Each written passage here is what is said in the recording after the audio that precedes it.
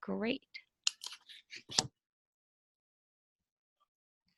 Okay, well, welcome to the first of several Young Inventors Program Best Practice Sharing Networking webinars. My name is Tina White, and I'm the director of the Northern New England Young Inventors Program. Some of you have been running YIP for years, and others are very new. And many teachers have commented that they would like more opportunities to network and to, to kind of come together and work together as a group rather than in isolation. So that we hope that this tool, like this webinar, will open the doors to introduce you to other YIP leaders and to create a space for you to share challenges, to share ideas regarding topics that are important to YIP. So in addition to our leader webinars, we also plan to host webinars for students to introduce them to real inventors and STEM professionals through like a Meet the Inventor chat series. And we also plan to provide some workshops on public speaking or how to create a display board or other topics that will help them through the process to complement what you all are doing in the classroom. So it's not to replace what's going on in your schools or at home, but to just give them some extra tips and tools for how to make sure that they're best prepared for presenting their invention at the end of the program. Hi. That one piece of chocolate. Great. So here's our agenda for the session today. So I think most of us have been on the call for a few minutes and given some quick introductions, but I will kind of call your name and just allow you to say hello. So you can unmute yourself and you can just say hello, tell us what school or organization you're from, what grade you teach or lead for YIP, and if you wish, how long you've been involved with the Young Inventors Program. So Laura, I'll start with you. So my name is Laura Vittorioso. I'm an enrichment teacher in Barrington, New Hampshire. This will be the 11th year that I participate and do a school-wide Young Inventors Program. Great. And I'm sorry, did you say what grades? So I teach at an elementary school, which is grades 1 through 4. Okay, so and all of them do YIP at Yes. Barrington? Okay, fantastic. Great. And Chrissy? My name is Chrissy Rapoza. I teach at Crescent Lake Elementary School in Wolfboro. I've been doing an Invention Convention for 16 years now, but this is my 4th year using YIP. At our school, it's just 6th grade that does the Invention Convention. Okay, great. And Morsan?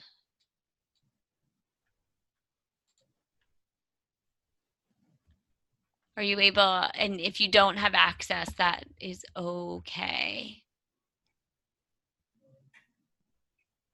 Great. Okay, and Christine, do you want to just introduce yourself again? Sure. Hi, I'm Christine Lawler-King. I am the Affiliate Education Manager for the National Invention Convention program. And thanks for letting me peek in on this, Tina. Appreciate it. No, we're glad to have you. So please feel free to participate and not just be an observer and listener. Sarah, do you want to introduce yourself as well? Sure. I'm Sarah Monroe. I'm the Communications Director at the Academy of Applied Science. And if anyone has trouble with their audio, sounds like we may have someone who has a little trouble with their audio. You can use the chat function and I can read your comments out to the group. Great, thanks. Okay. So today we've asked 2 veteran teachers to talk a bit about how they have successfully run their programs over the years. And then we'll open it up for a conversation to allow questions and idea sharing from everyone. But, we are a small group. And as I said earlier, I'd love for us to think of this as if we were sitting around, a round table together in person and not, kind of remote. So, please feel free to interrupt and just to ask questions at any time, so that this becomes a real conversation. Okay. Great. Oh, we're going backwards. There we go. So again, presenting today will be Chrissy from Crescent Lake Elementary School and Laura from Barrington Elementary School. So I'm going to turn it over to Chrissy. Would you please begin by talking about the program at Crescent Lake? The Spirit Day, it's Celebrity Day. Oh. I apologize. We're in the middle of announcements at dismissal. Sure. So maybe I'll turn it, if you want to. My students. Okay. You want to mute yourself and then we'll start with Laura? Outfits must still be school appropriate. Oh, okay. So Laura, why don't you start? Okay. If that's okay. Yeah, it's fine with me. Is Okay. Christine? Okay. So I have, she there? I have been running an Invention Convention for, this will be my 11th year. The first year that I did it with a group of 4 kids. I had no idea what the program was about and wanted to try it. And then each year it's grown steadily. I usually have about 150 kids that participate in our school-wide Invention Convention. So I first start off by going around to all the kids and talking about the program, just to kind of like hype it up and give them different ideas. And every kid, regardless of whether or not they participate, get an informational flyer. It's one of the first things that I sent to you, Tina. Sure. That has, just information about creating an invention, the display board, all the, different types of things that they're being asked to do. I always talk to the kids about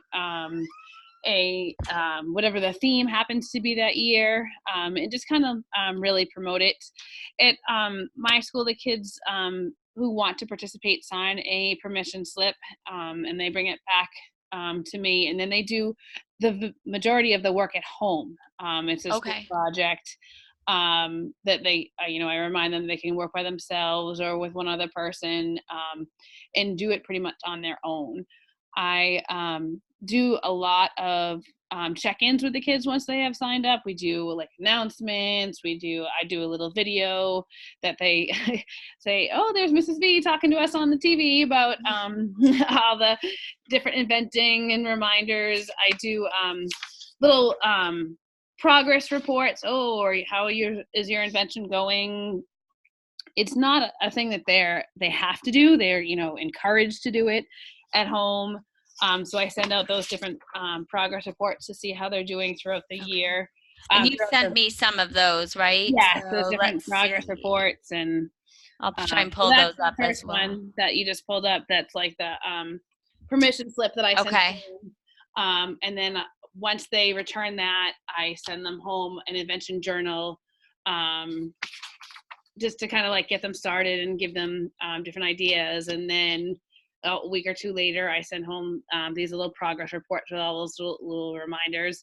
I try and promote it and communicate it as much as I can. I have like a Facebook page for my enrichment program, so I put a lot of things up on that. I have parents that check that and different questions. And then we have our Invention Convention every year, the Thursday before February vacation, and it's kind of a super awesome, super crazy day at my school. I have, like I said, about 150 kids that participate. So I put all the first graders in the art room, I put all the second graders in the library, and then I put the third and fourth graders in the gym. And they get to spend the afternoon presenting to their peers, presenting to judges, asking questions. The students all get to vote. They make a Kids' Choice Award. So they get to pick their favorite invention in the grade level that they're at. Obviously, the judges come around. The judges that I work actually closely with the PTA at my school, and they help. We have like a little luncheon for them and tell them what they need to do, the questions that they need to ask. I give them all that stuff ahead of time, and then they go around and talk to every kid in their grade level, and ask them questions and interview them about their invention. And then that evening, we have a parent night where the kids get to come back again, and they're super excited, all dressed up and and wild. And every kid, regardless of whether or not they are going on to the regional convention, gets a medal and a certificate that is provided by the PTA. Oh, great. And then we do the select winners at each grade level. So I usually do one invention at each grade level that goes with a theme, and then one regular invention that wins. And then I have kind of like my backup wins usually the Kids' Choice Award. Sure. So, and then I send them all to, they get what's called, I call it a golden ticket. It's all this information about the regional Invention Convention that for them to move on to the next level. I have had kids in the past that have not participated in regionals. One year it was like the day before Easter and with traveling and different things didn't work out. So I always hang on to my list of winners or close to winners. I have the judges, when they go around, they have to talk to each inventor and each group, but they only really have to score their top 3, because sometimes, like in 3rd grade, I have usually 35 different inventions. So it's a lot to talk to each one of those kids during the school day. So I hang on to those sheets just to make sure in case somebody can't go to regionals. Great. And then I usually travel with them to regionals. They carpool and then different things. And then last year I actually had 3 students that were selected to go to the nationals. Yes. And we did like a big outreach program at our school. Like we raised money for it because it's expensive. It's an expense. It's definitely an expense. And we had one particular student that was not in the best situation. So we did a lot of work with the PTA, and we did like a coin drive and that kind of stuff to make sure that those kids were all able to go. So cool.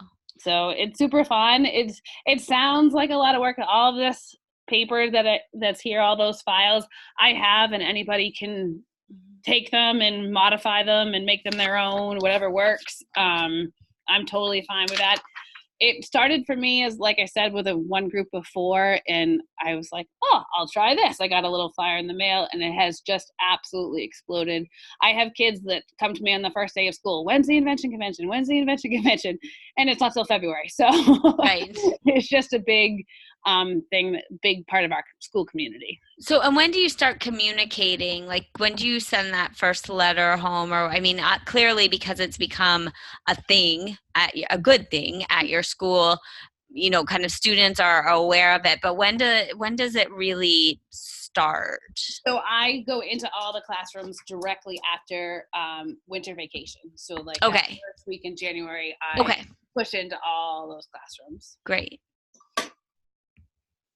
So they have about 6 or so weeks, right? That they're probably. And we have like a little countdown so they can see, you know, oh, I have this many days. I have this many days. We do announcements over the PA in the morning. Oh, don't forget, if you're going to be an inventor, you have this many days. Because I usually have about 150 kids that participate. I usually have about 200 kids that sign up to start. Right. But sometimes their idea doesn't quite follow through, and there's different things. Kids get sick, you know. Right. But it's usually about 150. Okay. Which is hard to narrow down to the 2 at each. Right. 2 at each grade level, I'm sure. Yeah. Great. Thank you. Are there any questions or comments for Laura right now? Sarah, how are we doing with the chat? No questions yet, and I am going to unmute Chrissy. Okay, great. Office. So, Chrissy, are you back? I'm back, but I just want to full warn you that they're still in the middle of dismissing, so you're going to hear some buses being called. Okay. Not a problem. Why don't you go ahead? I'll pull up. I know you had something to show, so I'll pull that up for you. Great. But go ahead, and if we need to pause for a moment, that's okay. Students riding the red bus may dismiss. Okay. So After the red bus goes. after the red bus. So I have about 60 kids this year. Last year I had 80. It depends on the amount of students that are coming through 6th grade. All of my students are required to do the Invention Convention, so it's not optional for them, but they all are really excited because it's just a 6th grade event at our school, so it's a big deal for the 6th graders coming up that they all get to participate. So we start with bringing in, you can go ahead a couple slides. Okay. With the, yep, keep going one more. Keep going. Okay, so we did this last week. At this time, all students riding the blue bus may dismiss. Students riding the blue bus may dismiss. So this is just a quick activity to get kids thinking about how easy it is to come up with an invention, that we just take a cereal box and I tell them, how can you redesign this to make it better? And a lot of them come up with like really cool ideas with like a screw off to the side so that it just pours out. Oh, yeah. Or just like making a Ziploc. So I told them that they have to come up with a problem. So I said, my problem is that my kids are always leaving the cereal box open and my cereal goes stale. So they need to fix that problem for me. So it's just a quick like 10-minute activity, and they're like super engaged about coming up with a solution to this problem and redesigning the box and still making sure that it's marketable and the size is still going to fit on the shelf. And so that's my kickoff for the invention project that we do. That's a great idea. All students riding the red and blue buses, and last call for all bus students. Last call, all students riding the red and blue buses, and last call, all bus students. Hopefully that's the last one. All right, you can move on to the next slide. Sure. So last week we brought in an inventor. The one on the right-hand side, his name's John Sims. He's a local inventor here in Wolfboro, and he comes in and talks to the kids about how to come up with ideas and coming up with problems and going around and talking to people and interviewing them and asking them what kind of problems they have that they can solve. And then the man on the left-hand side, Corky Newcomb, he comes in every year. He's coming in this week to talk to the kids. He's invented the light-up golf ball and all kinds of really cool sports equipment that the kids love. And he comes in and talks to them as well about inventing. So that's kind of like we do a big deal in November about different activities to spark their imagination about how they can come up with inventions, and we bring local inventors in to talk to them. Great. Next slide.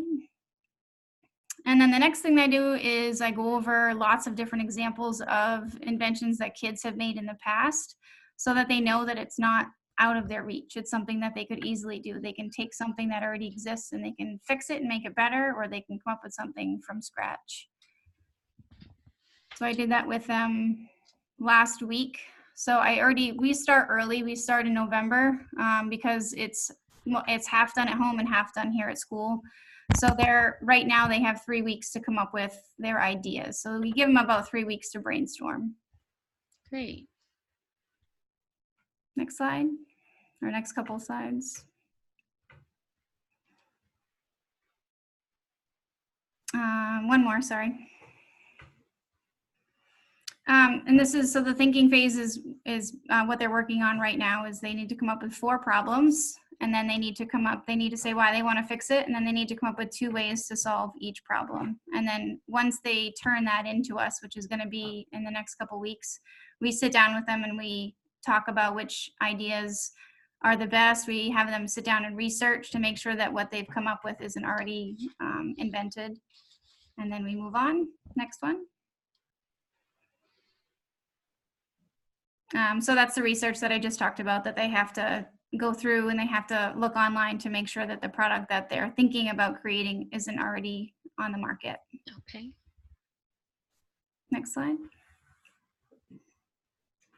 So the building phase is once they have an approved idea. So we don't allow any of the kids in the 6th grade to do anything that's already been done here at the school before, or no one else in the school has already chosen. So all the kids have to do something completely different.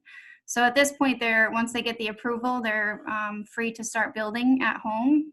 They come in with rough sketches. Some of them do them digitally. And then their prototypes aren't actually due, their invention itself isn't due to school until January, which is a lot earlier than probably other schools. But we do that because we actually have them film commercials, and that takes time. Sure. Next slide.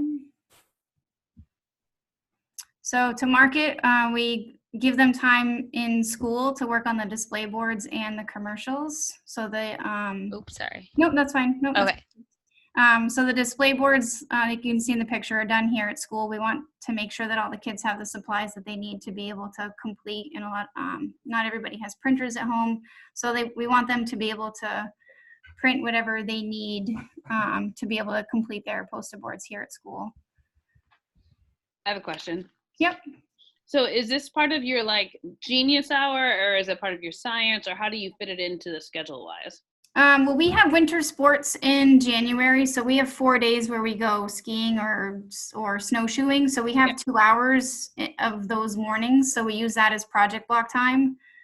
And then we have sometimes, like if we tie it in, like in their research, they'll tie it into the STEM class that they have, or their science class, or the writing piece. If they do like a persuasive narrative, then that'll be done in my English and language arts class. So it's more of an interdisciplinary project. Right. Yep. And then they also take part of math class, and they talk about how much shipping would cost, and they go into how much would it cost to make this invention, and how much should I charge, like trying to come up with a good price. Gotcha. They do research in math as well. So it sounds like does it go like the whole trimester, like November, or you trimester? It's November all the way to February. Yep. Yeah. But it's only in school from January into February. So they do November and December is all home. Okay. Thank you. Sorry. No, it's fine. Great questions. Next slide. And then, so we film the kids. We have the high school in our district has a green screen. So we have them they bring that in for us. And then the man in the picture is a local, he works for the local news station. So he came in last year. We didn't have access to him, so we just used an iPad to film their commercials. So we get their commercials on the green screen, and then we input that into WeVideo software, and they're able to create a commercial for their product. Oh, wow. Which is fun. Next slide. So this is them editing and helping each other. So we basically train like 2 kids per homeroom how to use the software. And then from there, it's their job to train the rest of the students how to use it. What a leadership opportunity for those students. Next slide.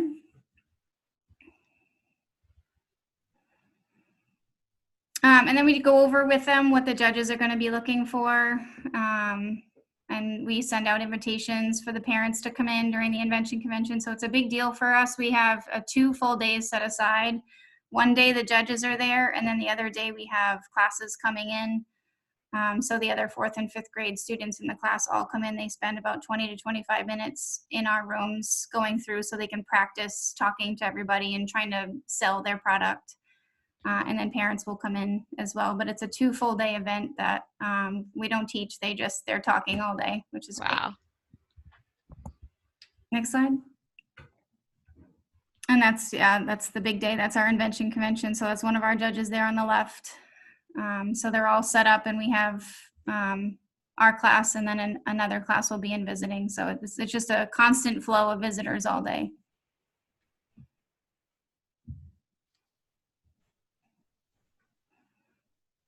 The one on the bottom left made it to nationals 2 years ago. Okay. Next slide. I had a video on here. It doesn't work. It just was a sample of how the kids are explaining their invention to classes and like their spiel, like basically like how they start with their question, and then they answer it, and then they try to convince people that they need to have this product. And then our judges come in. We have, like I said, the 2 local judges that come in in November. They're also, or the 2 local inventors. Those are our judges that we use at the end of the year. We try to get a 3rd one as well. Last year we were able to get Bobby. He's like one of the owners of QVC, which was pretty awesome. So he was up here during February break, and he was able to come over for the day. Wow. And do a spiel for the kids, and It was awesome. I'm not sure if he'll be back again this year, but it was really cool to have him.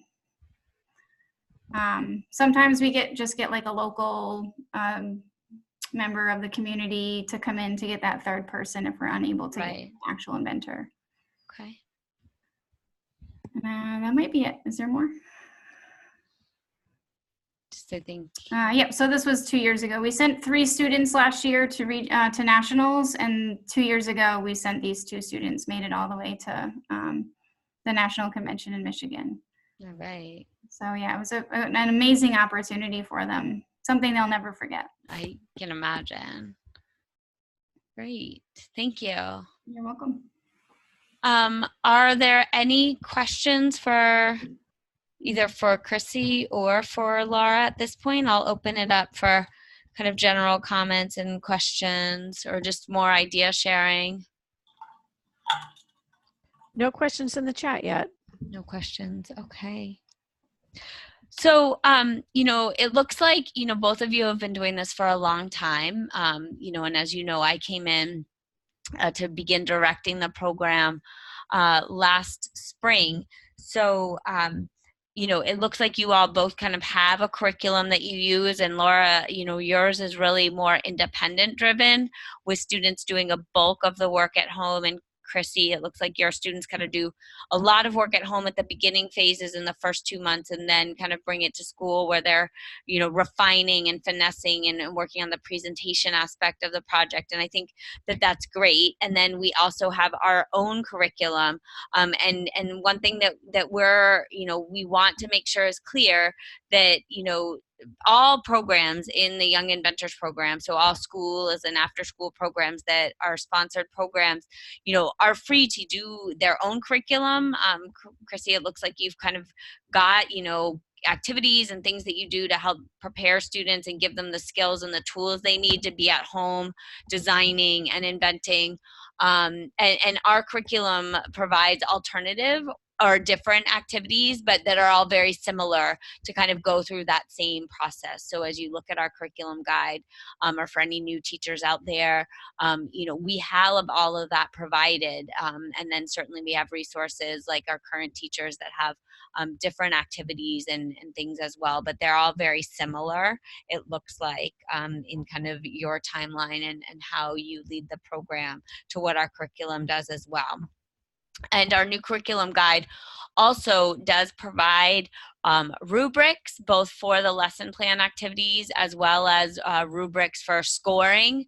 So information for judges and how to prepare them and what they can be looking for, and sample score sheets that are also similar to the score sheets used at the regional competition. So if you want to kind of align or be able to best prepare students, you know, to make sure that what they're doing for your school competition will set them up well for success at the regional competition, you know, all of that is provided and included as well. We have sample letters and templates similar to what Laura has done and does at her schools, you know, kind of sharing out what the program is to families so students have something to take home so that families understand what's going on. And then, you know, kind of more checklists and things to help students and keep them on track with timelines and kind of balancing and managing. This is definitely a longer term type of project. So in addition to all the other skills it's building, it's also teaching students kind of how to handle a big project and take it into chunks and kind of time manage it out through the planning process. What steps have to happen before others, and how are they going to do that? And when sorry. Oh, go ahead. No, I was just going to say, when I do my kickoff for my students, I do a lot of, like, we read different stories. There's a book called The Kid Who Invented the Popsicle Stick, and it's a bunch of stories about kids and inventing and how things sometimes happen by mistakes. I put up a whole section of in the library that has different invention books for the kids to look at. Scholastic has a book called The Colette's Book of Brilliantly Ridiculous Inventions that include everything from the lollipop toothbrush to a puppy pacifier, you know, just fun things to get the kids kind of excited to start it all off. And then I show pictures from past invention conventions, and then I pass out all the permission slips and say, if you want to do this, you can, you don't have to, those different kinds of things. So just kind of get the kids excited. I hang on to inventions from the past. Like my son did one a couple of years ago. So I bring that around to all the kids so they have a good idea of what it looks like. And then like pictures like these that you have here, I show the kids, especially the first graders, because it's so brand new to them, that I try and encourage them as much as I can. I think sharing pictures, I think, it might be cool if you had students who've presented in the past, like older students, come into the younger grades and talk about what they did. I think, definitely for the newer students coming into it, it's kind of something big and foreign, and, they can't really grasp it until they see it. So sharing those things. And then I was at the fall affiliate committee meeting with Christine and leaders of Invention Convention worldwide and all the other affiliates from around the country and the world. And I picked up a book, and I forget the title of it, but it was about kind of failures that became great things. And really that idea about, turning a mistake into something brilliant, or that actually, it wasn't the intended goal of whatever that person set out to do, but it turned out to be a good thing, like the Nestle Toll House cookie. Apparently was not supposed to be a cookie to begin with, and, look at it now. So, and I brought it home to my first grader, and I mean, we read it every night. We'd read one or two inventions, and that's all he wanted to read. Those nights, he really looked forward every night until we finished the book. So I think even sharing a couple of those every now and then, as to kind of ease into a class or ease into a session, and just also remind students when they might be feeling kind of frustrated that things might not be working the way it seems like it should go in their heads, that, that's okay. That's the life of an inventor.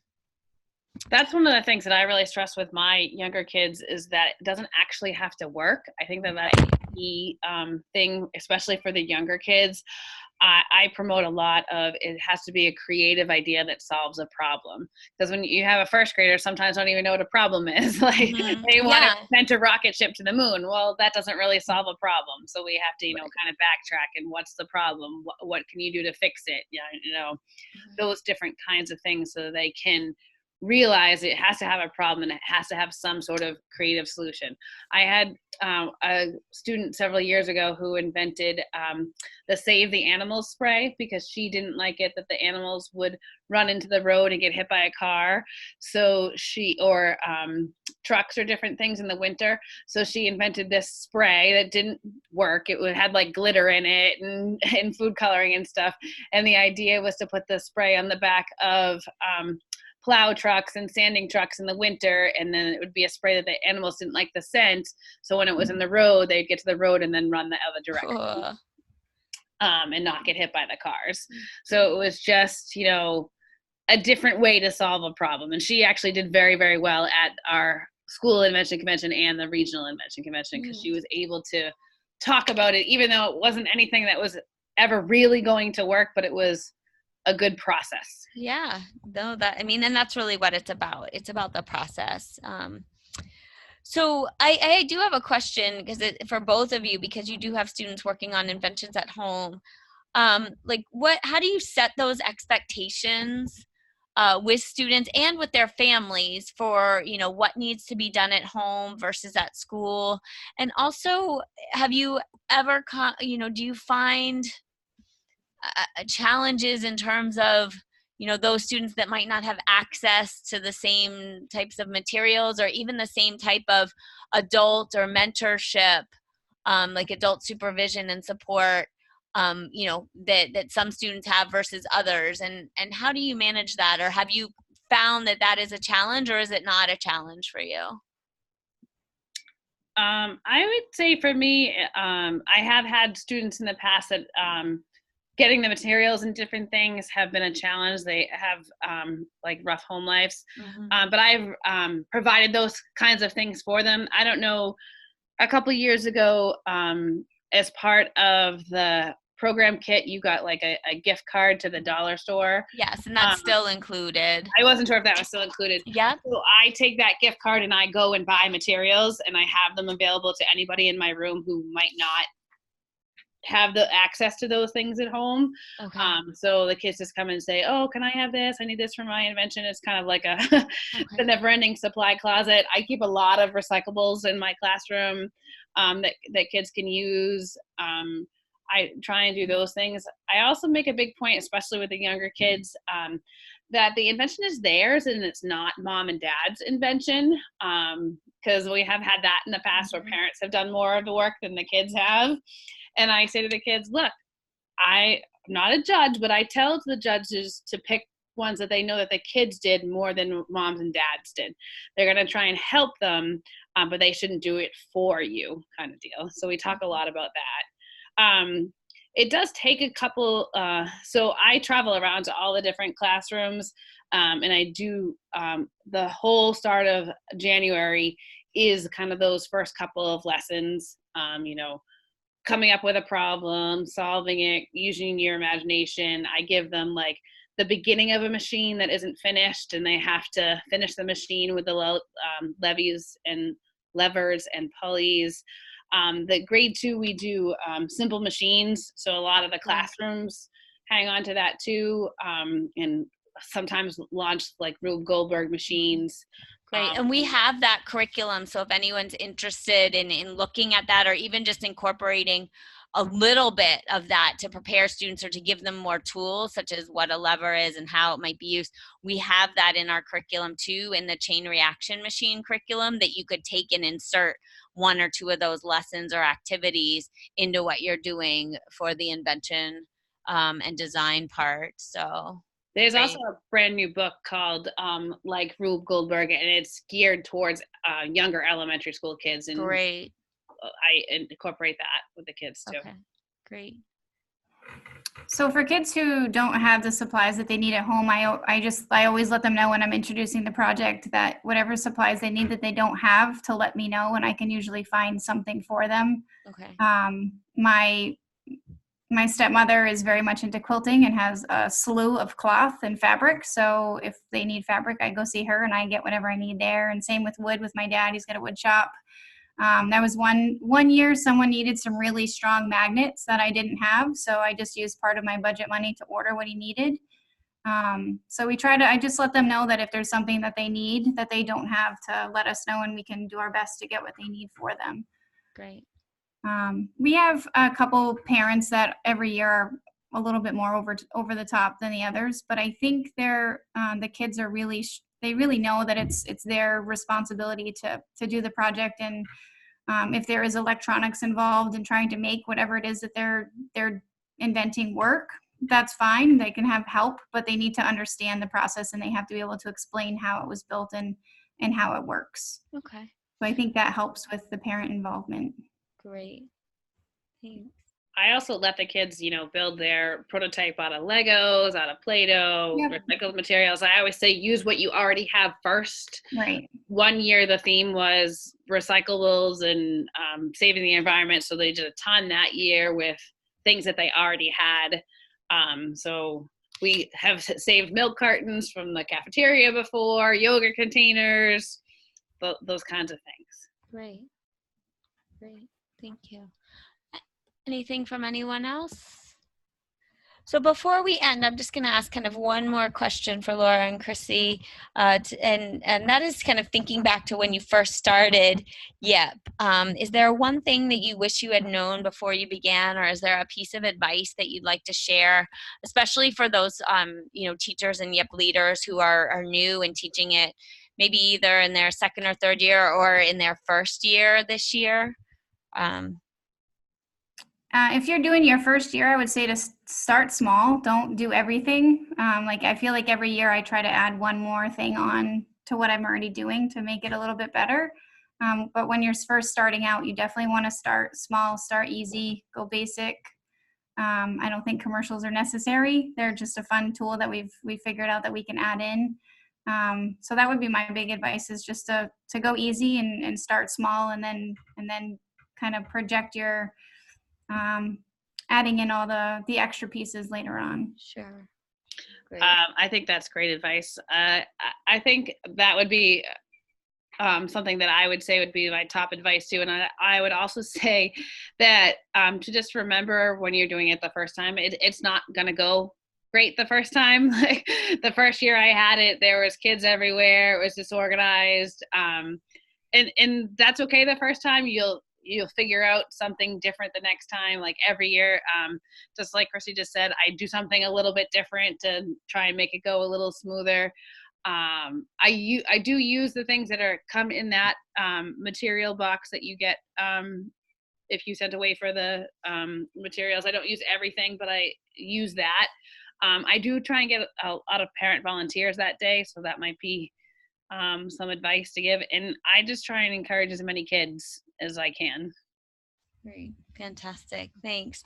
So so we do have the YIP packs this year, and they do include a gift card to be used by you at your discretion. So however you feel it's best used, whether it's materials for students that might not have access to things, whether it's materials for everyone in general, whether it's things you might need to run your Invention Fair, you are able to use that however you see, is best, is most needed, but that is provided, as well as the journals, the guide with all the resources and planning materials that you need if you need them. And then we also do have medals and certificates that you can use to give to students, or you can print. The certificates are also available electronically, which may be easier for you. But we have those things, and that will be this year. So make sure you've ordered your YIP pack. We keep sending communications, and so past communications have had the link with the order form as well as the registration form. If you haven't already registered for the program, just make sure, you might have been doing it for years, but we just want to know that you're out there and that you're doing the program. Make sure you register. It just takes a minute, so we know who you are. And we'll continue to send out, newsletters, support materials, resources that we have through our online communications are those newsletters that you've been getting. And of course, if there's anything you need, certainly feel free to reach out to us and contact me at any time, email or call, and we'd be happy to help you out. But I want to thank Laura and Chrissy for their time today and your expertise. Successful programs, and just really looking forward to kind of building this community and sharing more ideas. And for all of you, if you have ideas for future webinars, like topics that you feel are challenging that you'd like to address, like maybe it's how to train your judges or how to even find judges, or about how to really plan the Invention Fair, please let us know, because we're looking for more ideas on webinar topics that we can use to approach and to kind of bring people together and to share these best practices. So if there's a specific topic that you're curious about or that you want to share, let us know, because we hope that this is a series and that we'll be able to provide, these webinars like once a month or even more if we need to, leading up to events, to better prepare you and to make sure that this is the most positive experience for our students. And keep on the lookout for our communication to you for things that will be available to your students. Those inventor chats and online workshops that they can join. We'll send out the link and the registration information to you so that you can pass that on and share with your students, either as a class or encourage them to do it at home. Say, here's a link if you want to get on tonight, and there's going to be an inventor if you want to meet an inventor and talk to them. So we'll be sending out more about that really shortly. Great. This ends the call, so we'll finish now, but I appreciate your time and really look forward to working with you all this year. So thank you very much. Thank you.